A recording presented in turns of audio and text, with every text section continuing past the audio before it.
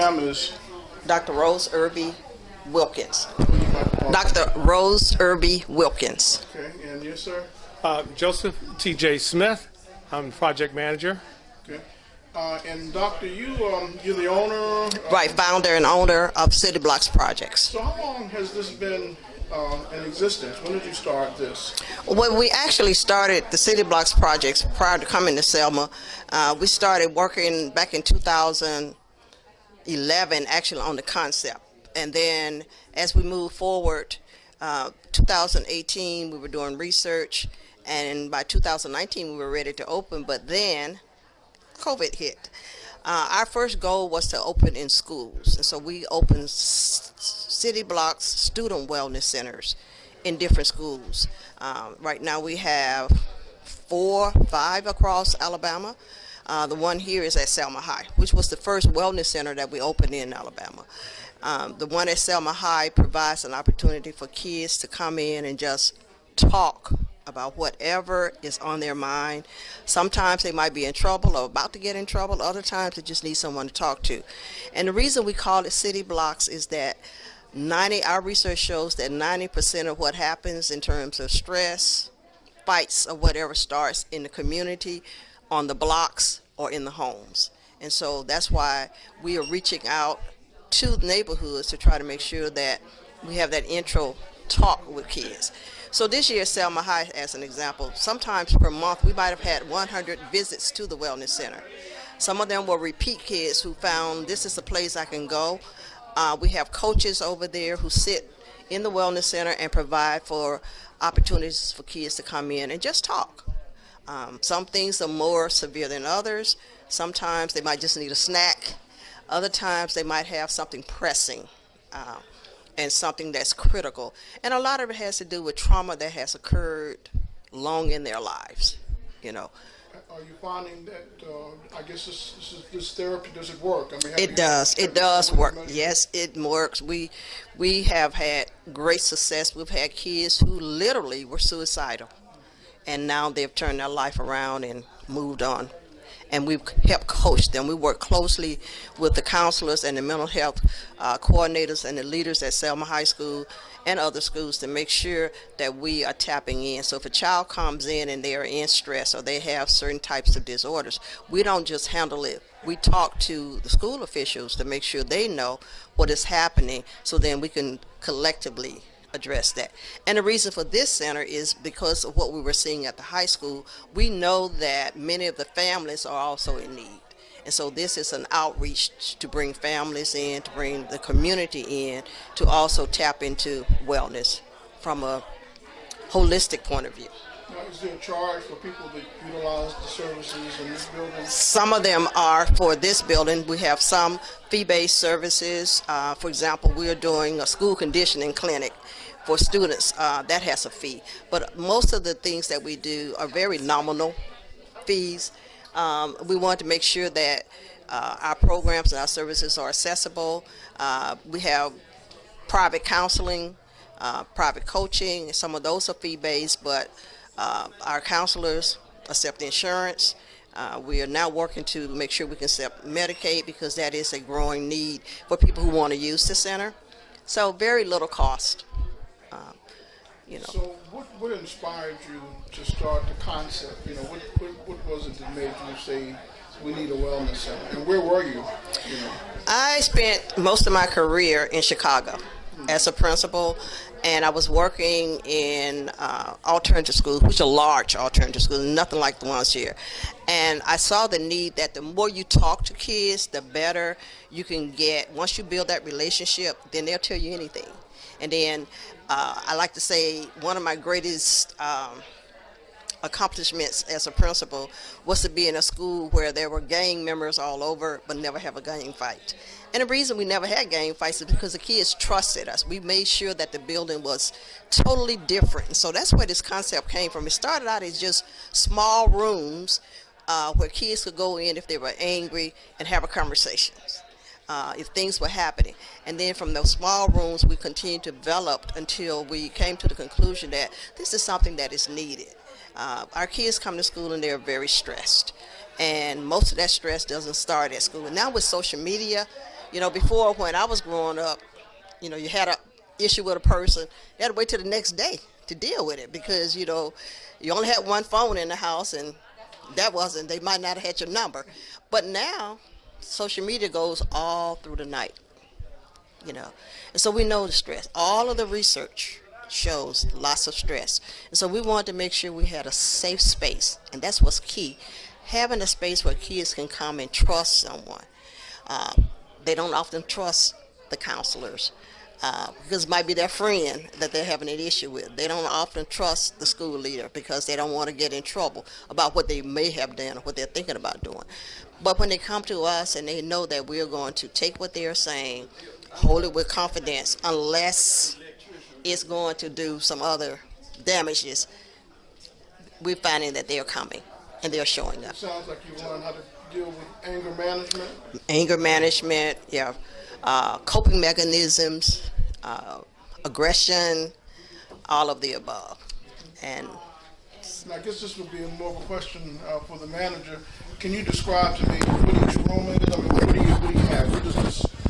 What is this facility? Well, this is the Selma Wellness Center, and Dr. Wilkins can really break down the different rooms. What I'll just tell you about, how my involvement with City Blocks.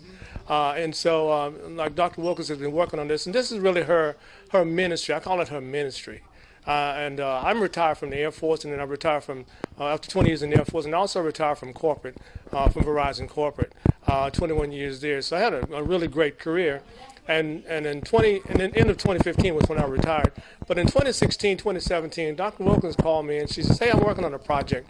I have this idea, I have this dream, and I just kind of want to get your input on some things." And so we met several times in Alpharetta, sometimes 3 and 4 hours, just kind of looking over the plan. And she was just bouncing things off me from the knowledge that I had from a leadership perspective, from peer perspective, from coaching perspective, from a corporate perspective, and just kind of bouncing ideas off. And I would go with the, say, yeah, this will work, and I think this will work, and just give it mine. So I looked at Dr. Wilkins as being the ace. She was the ace in the deck, the primary person in the deck. And so she was anticipating what she wanted to do from that ace perspective. She anticipated this was going to be big. She anticipated it was going to be something that was going to help people from a social and emotional and wellness perspective, and that's what she was portraying to me. And then from the C perspective, she communicated. She communicated to me. She communicated to everyone around and say, "What do you think about this idea? What do you think about that idea?" And then all of a sudden, once she got all it together and all of her research, then she executed on what she had to do. So she fulfilled the ACE. She executed on the project, and she did it. And she said, Mrs. Smith, every time we met, and she says, "You know what?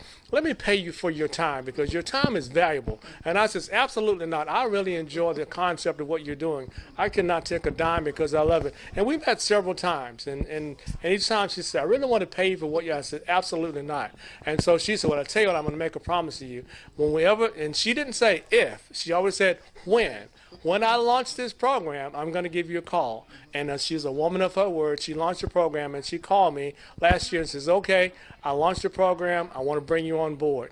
And I says, "Wow, and that's awesome." So she brought me on board as a project manager for City Blocks, and I've just seen things flourish from there. I've watched kids who would come to coaching sessions, and we have our coaches there, and the coaches will start up with them because the coaches are trained through the City Blocks coaching model, and sometimes they don't say a word. They just kind of, I don't want to talk to you, I have nothing to say. But because the coaches are trained so well, once they break through to the barrier of what they're doing, the kids don't want to stop talking. They want to go ahead and just pour out everything. And so it's a great concept. She has a great idea. I love the vision that she has, and I totally enjoy working for Dr. Wilkins because she's a great boss, but she's a great mentor. She's a great leader for what City Blocks needs. Where are you from? I'm originally from Selma, Alabama. Both of you from Selma? Yes. Right, we're in the class of 71. Class of from Selma High School. 1971. Was that the first? The very first class. Very first That's class. right. Right. We're That's classmates. interesting. Did that play any role? Has it helped you in any way? I think it has because, being from Selma, you have that passion. I lived in Chicago for 29 years. And then I'm like, I'm not ready to go to Selma. But I had family here. My mom was here at the time. And then, so it's like, I'm going to move to Atlanta. And then I felt like all the children followed me from Chicago to Atlanta. Like, these kids got the same problems the one in Chicago had. And so I worked in the schools there for a while. And then it was like, let's go back and forth to Selma. But then I started hearing about the issues that Selma, that were happening at Selma. And so I knew that I had a plan that had worked and that I was able to make differences in the lives of students that I touched in Chicago. So I wanted to expand that. And so that's how we ended up coming to Selma. But it's home. And it's home. And even though Georgia is our run-to place, this is home.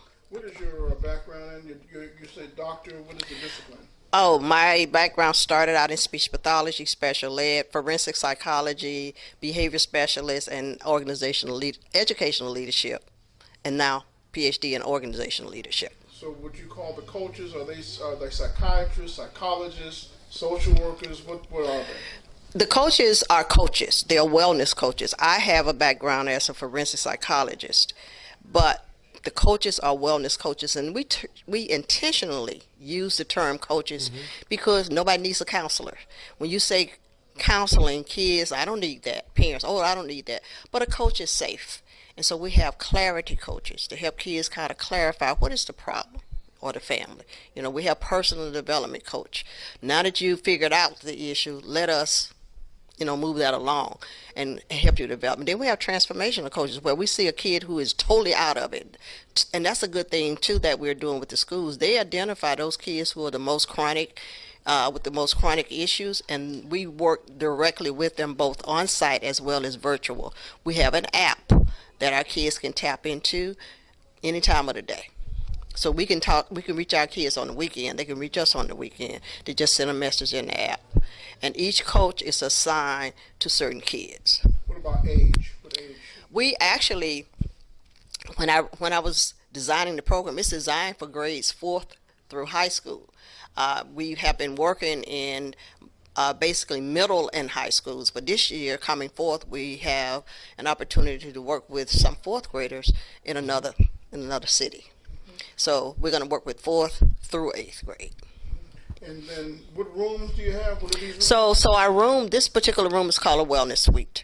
The purpose of the wellness suite is to have small group, large group meetings, yoga classes, Tai Chi classes, courses about wellness. Sometimes we have activities where people just come and they do like a wine and wellness, just a hangout. And then we flip it around and then it becomes a yoga studio. So we're offering yoga 3 times a week. We're going to also offer Tai Chi because those are relaxing stress. I studied Tai Chi, but I'm not a teacher. I was wondering, do you have somebody locally that can teach? Yes, we do. I will certainly take advantage of that. And so the yoga is, we have a Monday afternoon, 5:30 to 6:30. Then we have a midday yoga. And the reason for having that midday yoga is we have a lot of people working in the downtown area, so they're going to take a stretch break. And so we're calling it stretching the stress. And so they'll come over, they'll work out for 45 minutes, get some, food, go back to work. So that's where we're starting. The other room that is very popular that the mayor was talking about is called a lulling room. Instead of having a conference room, I wanted a space where people can just literally chill. So we have soft music. Most people like jazz, so we have small rocking chairs in there. And just kind of sit and rock, talk. And it's all about, the water and all that is to help help you de-stress. And then we have private office suites, and those office suites are for the purpose of having private sessions because our counselors and coaches have individual clients that they come in for sessions for either coaching or counseling. And both are important because sometimes you just need coaching, other times you have more deeper issues where you might actually need a therapist in terms of a counselor. Okay. Telephone number, website, social media that you'd like, if people want to get in touch with you or utilize your services. Our services, we have a cell number, which is the easiest way to contact us, is 470-836-5406. That's the Wellness Center cell number. We have Irby Wilkins Group is the name of the company that actually owns City Blocks. And so if you go to Irby Wilkins Group selmapostherald.com. You'll find a whole list of everything that's happening with City Blocks. We have a Facebook, City Blocks Facebook page, so you can visit us there as well. Is this your brother? That is one of my coaches. Your coaches, okay. I think I met your brother somewhere. I think Yes, I met him yeah, here. yes. This is one of your coaches? This is one of my coaches. He's one of the coaches assigned to Selma High School. Okay, I think I've seen you before. Okay, and he's a retiree out of Baltimore schools, right? Lastly, I guess when I look around in Chicago in particular, and in Birmingham and Montgomery, in Selma now too, and see the gun violence. Well, I don't want to say gun violence. Just violence that's taking place. Do you think that what you're involved in with City Blocks can help impact the level of violence in the community if enough people are exposed? See, that's the whole point of this site. So Mr. Perry Blackman is very familiar, having worked in Baltimore. I'm very familiar, having worked in Chicago. Here's the issue. If we can get a coalition, and that's what this is all about. We want to be that hub. We want to talk to. I am meeting with the people, with Judge Perkins. I am meeting with Mayor Perkins. I am meeting with the people who are involved in the court systems. Because what we have to do is find pathways to help kids see a different way. And when I say kids, I'm talking about a 20-year-old, or, they're still kids.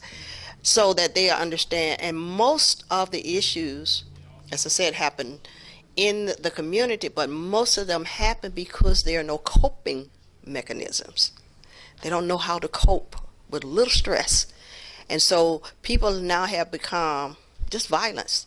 Violence is the answer, which is not. But the only way to shift that is to shift the mindset.